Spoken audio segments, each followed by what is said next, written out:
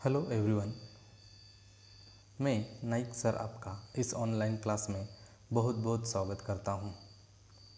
हमने पिछले वीडियो में इकोनॉमिक्स के चैप्टर नंबर 1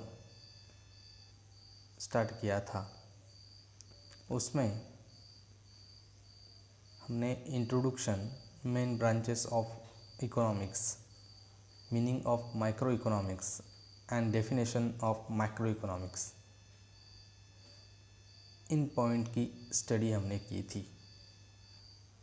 तो इसी चैप्टर से हमारा अगला पॉइंट है, वो है स्कोप ऑफ माइक्रो इकोनॉमिक्स। तो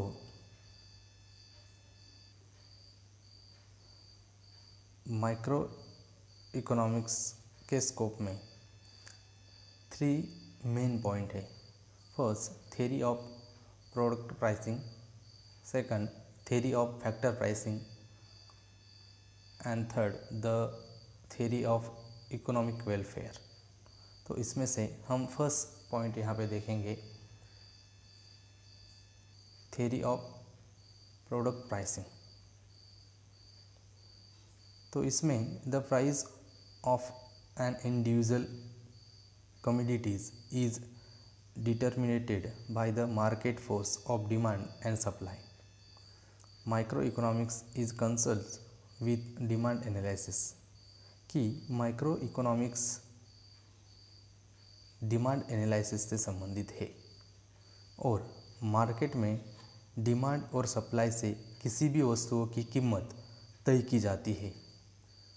फॉर एग्जांपल, मार्केट में कीमत बढ़ी तो डिमांड घटेगी और डिमांड घटी तो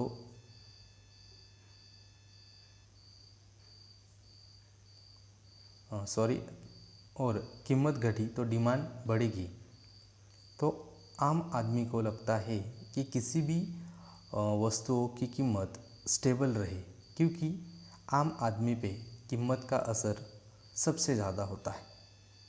वैसे ही एक बिजनेसमैन ने मार्केट में अपना पैसा लगाया है, अपने एफर्ट्स डाले हैं, उन्होंने इन्वेस्टमेंट किया है, तो उसे रिवॉर्ड तो मिलना चाहिए।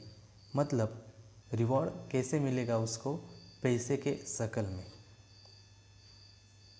तो एक बिजनेसमैन को ज़्यादा से ज़्यादा रिवॉर्ड कब मिलेगा? जब प्राइस ज़्यादा रहेंगी या उसका प्रॉफिट ज़्यादा रहेगा। तो प्राइस का असर जो है वो सप्लाई के ऊपर भी पड़ता है और डिमांड के ऊपर भी पड़ता है। तो माइक्रो इकोनॉमिक्स क्या करता है कि मार्केट में वस्तुओं की प्राइस इतनी स्टेबल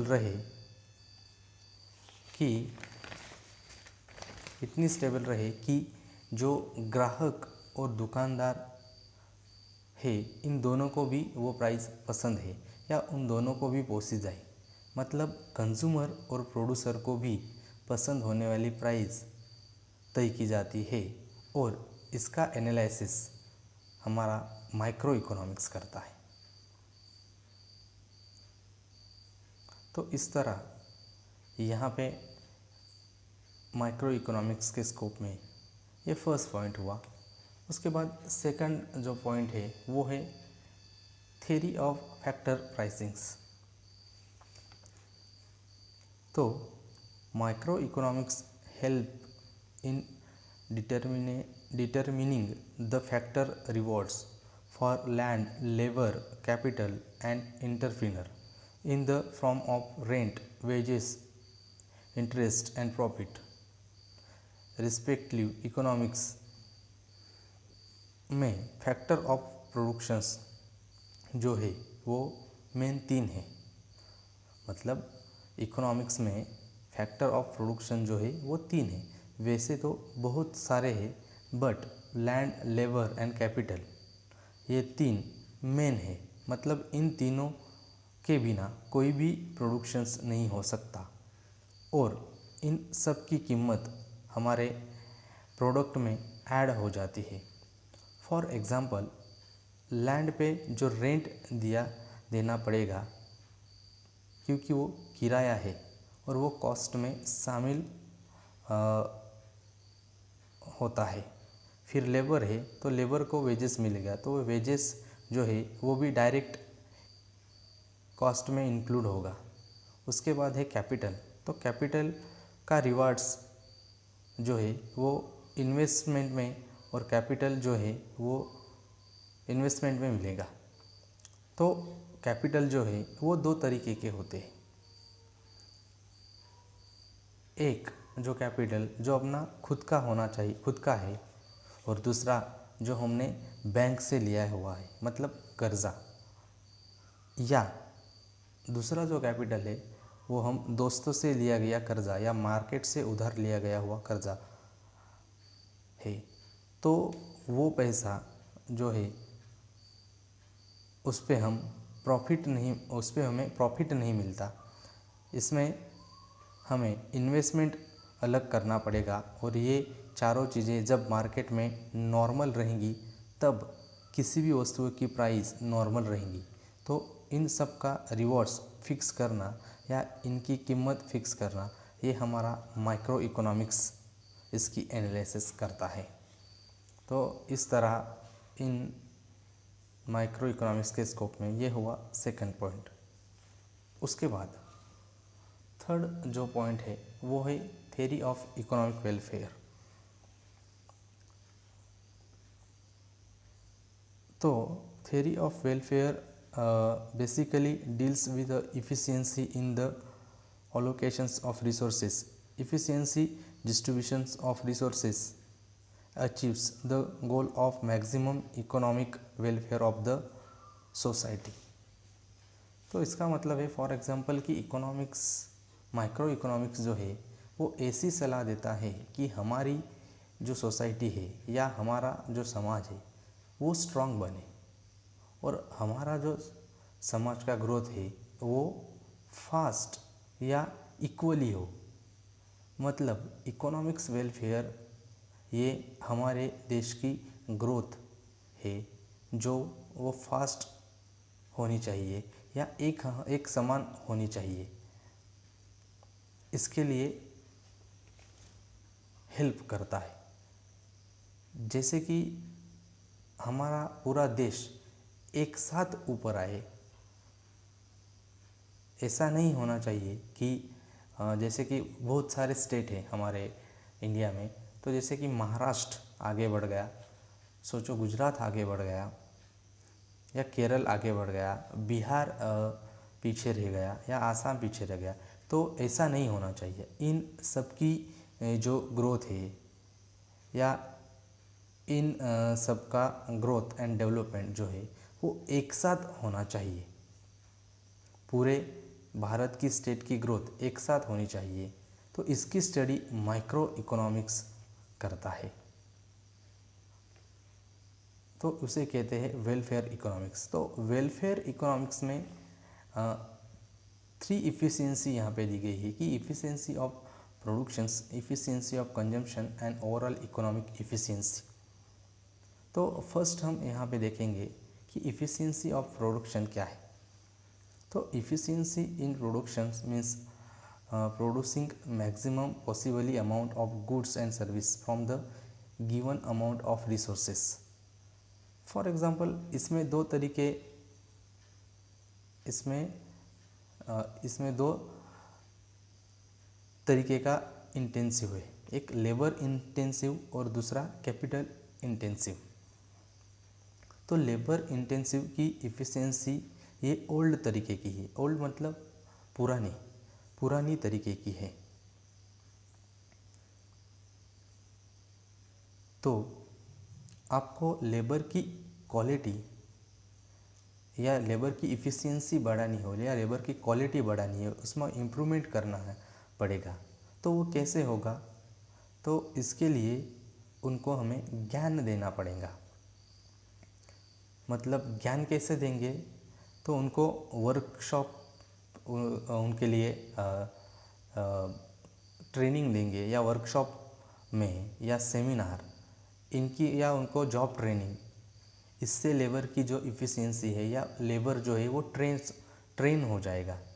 तो उससे लेबर इफ़िशियंसी ऑटोमेटिकली बढ़ जाएगी। दूसरी जो बात है वो है capital efficiency.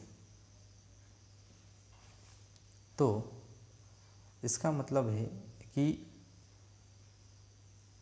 you have changed the technology and it will be upgrade to automatically। मतलब कैपिटल इंटेंसिटिव यहाँ पे हमारा जो नई टेक्नोलॉजी है वो तो अपने आप बढ़ जाएंगी।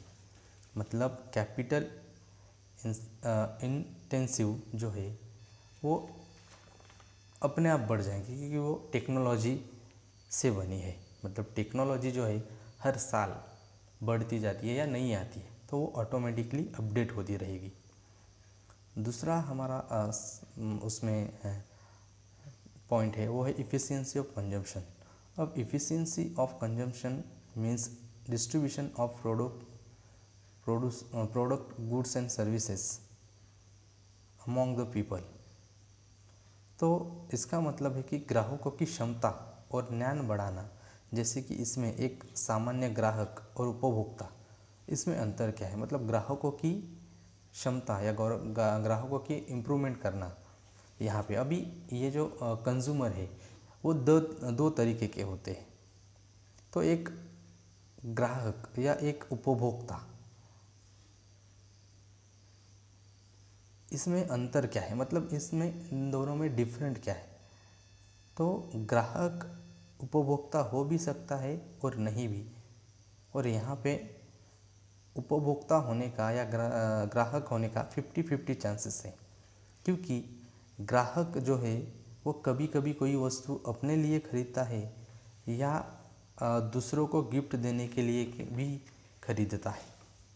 मतलब एक कंज्यूमर जो है वो ग्राहक हो भी सकता है और नहीं भी, और एक ग्राहक जो है वो कंज्यूमर हो भी सकता है या नहीं भी।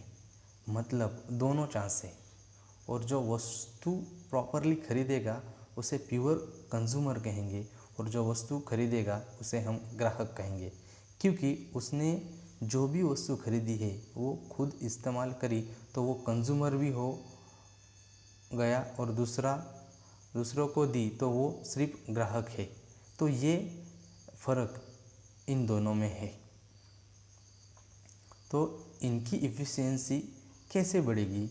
फॉर एग्ज़ाम्पल, ग्राहकों की इफ़िशियंसी बढ़ानी है तो वो न्यूज़ देख के या न्यूज़पेपर पढ़ के, मैगज़ीन्स पढ़ के, इनके द्वारा ग्राहक और कंज्यूमर की इफ़िशियंसी क्या होगी? बढ़ेगी। जैसे कि फॉर एग्ज़ाम्पल, किसी एक आदमी ने नया मोबाइल लिया। जब वो मोबाइल नया होता है तब उस आदमी को वो मोबाइल चलाना नहीं आता। बट जैसे वो आदमी उस मोबाइल को ज़्यादा से ज़्यादा यूज करता है, मतलब हैबिट, ज़्यादा से ज़्यादा यूज करना लगता है, उसके लिए 10 दिन हो गए, 15 दिन हो गए या 1 मंथ हो गया।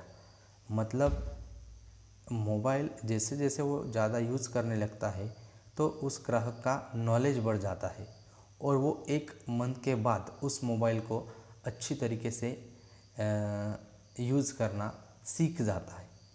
तो ये हुई इफ़िशियंसी ऑफ कंजम्पशन। इसे कहते हैं कि ग्राहकों की नॉलेज कैसे बढ़ेगी। तो कभी कभी नॉलेज जो है वो हम न्यूज़पेपर पढ़ के या न्यूज़ देख के या मैगज़ीन्स पढ़ के हमें ग्राहकों की नॉलेज बढ़ाई जाती है। तो उसे कहते हैं इफ़िशियंसी ऑफ कंजम्पशंस। इसमें थर्ड पॉइंट है कि overall economic efficiency. Overall economic efficiency it means the production of those goods which are most desired by the people। तो यहाँ पे फॉर एग्ज़ाम्पल कि लोगों को क्या चाहिए, तो लोगों को बेस्ट क्वांटिटी या बेस्ट क्वालिटी या प्रॉपरली सप्लाई या रेगुलर सप्लाई, कि जो ग्राहक है उनको क्या चाहिए कि जो भी चीज़ें या जो भी सर्विस उन्हें मिल रही है वो प्रॉपरली मिलनी चाहिए। मतलब उसमें उनकी क्वांटिटी सही होनी चाहिए, उसकी क्वालिटी अच्छी होनी चाहिए, या उनको जो सप्लाई मिल रहा है वो रेगुलर होना चाहिए। जैसे कि हमारा फॉर एग्ज़ाम्पल गैस सिलेंडर, तो जब हम गैस सिलेंडर को बुक करते हैं तो उसकी प्रॉपरली सर्विस हमें अच्छी तरह होनी चाहिए।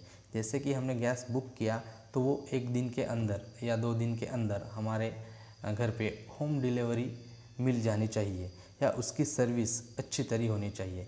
कभी इमरजेंसी हमें गैस सिलेंडर लगे तो वो हमें उसी टाइम पे मिल जाना चाहिए। तो इसी तरह इसे कहते हैं हम ओवरऑल इकोनॉमिक इफ़िशियंसी, कि हमें प्रॉपरली बेस्ट क्वांटिटी या बेस्ट क्वालिटी या प्रॉपरली सप्लाई हमें यहाँ पे मिलना चाहिए। तो इस तरह ये है माइक्रो इकोनॉमिक्स के स्कोप। इसका जो अगला टॉपिक है हम अगले लेक्चर में पढ़ेंगे। तब तक के लिए थैंक्स, गुड डे।